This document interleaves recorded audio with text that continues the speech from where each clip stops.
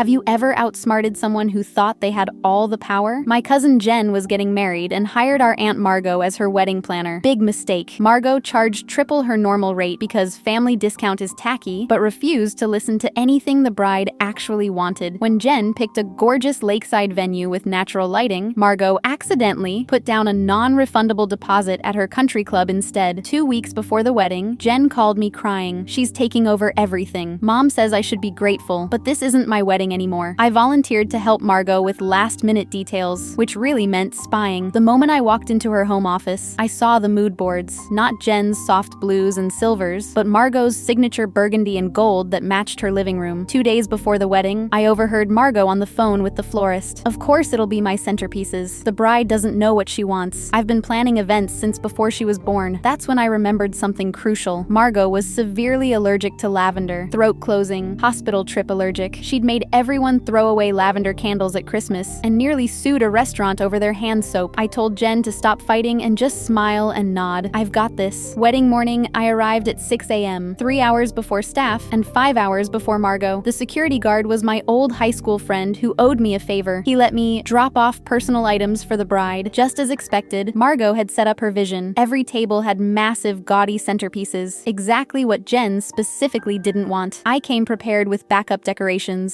Simple white hydrangea arrangements from Jen's Pinterest board. I didn't replace anything yet. Instead, I stashed them in the venue's cooler marked Mother of Bride corsages, do not touch. When Margot arrived in full commander mode, I approached with a gift, a special corsage and wedding director sash I'd had custom made. Thank you for everything, I said with my biggest fake smile. What Margot didn't know, I'd carefully tucked dried lavender sprigs into the back of the corsage where she couldn't see them. Not enough for serious reaction, just enough to make her extremely uncomfortable. During the ceremony, I watched from across the aisle. First came sniffles, which she dismissed as wedding emotions. By the time Jen kissed her husband, Margot's eyes were watering uncontrollably. Her face developed familiar blotchy patches. She cornered me by the bathroom, eyes red and puffy. Something's wrong. I think it's an allergic reaction. You should go home and take Benadryl, I suggested innocently. I can handle things here. Absolutely not, she snapped, voice getting raspy. This is my vision coming to life. But by first course, Margot was sneezing every 30 seconds. The mother of the groom, a nurse, insisted she go home before her throat started closing. Margot finally admitted defeat and left, handing me her clipboard. Just for tonight. The second her car pulled away, I texted my cousins who were waiting. We replaced every monstrous centerpiece with Jen's elegant arrangements. The photographer, who I'd explained the situation to, made sure to only take reception photos after our switch. 3 weeks later, when wedding photos arrived, Margot was furious that none of her vision was captured. Jen just smiled and said, I guess the photos show what was meant to be.